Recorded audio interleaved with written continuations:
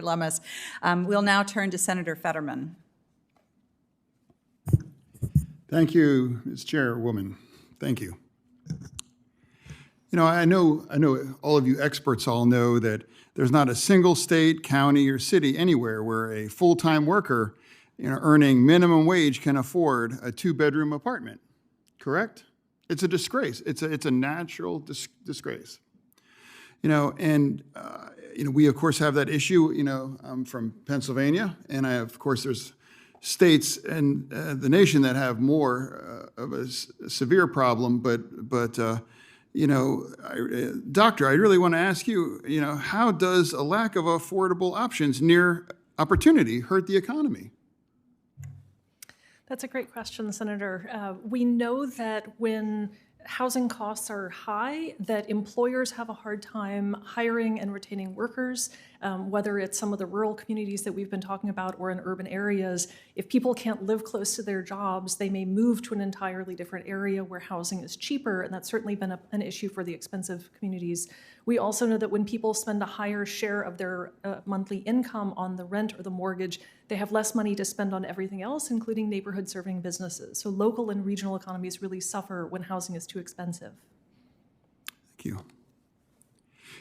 Community land trusts are a model. In fact, I think Pennsylvania, my understanding is really a national model. I mean, I think I say, can you talk more about community land trusts, how they work for people, and how they can preserve affordability in communities seeing renewal? I can talk a little bit, and I'll defer to my fellow witness who probably knows more of the details as well. Community land trusts can be an important way to acquire properties and hold them for a period of time.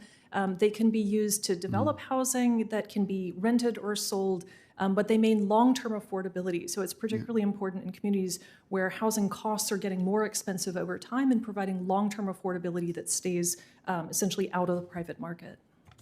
Yeah. And any of the experts, are any of our current programs failing that should be changed? Senator, I'm not sure that I would go so far as to say they're failing. I would go to say that we can do a lot more and do it a lot differently and expand access to financing for developers and manufacturers alike to get in front of the curve with community land trusts and land banks. Oftentimes they work better in areas that are seeing the moment come to them and have it not reached a point of oversaturation of luxury rental development. And so I think there's a great chance to improve a lot that has been done. I wouldn't necessarily call anything a failure. I think production of housing is going great. We just need to improve it a bit. Sir. Thank you.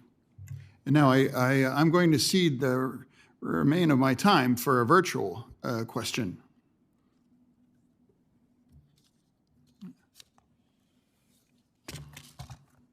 Great. Thank you. Thank you so much, Senator Fetterman.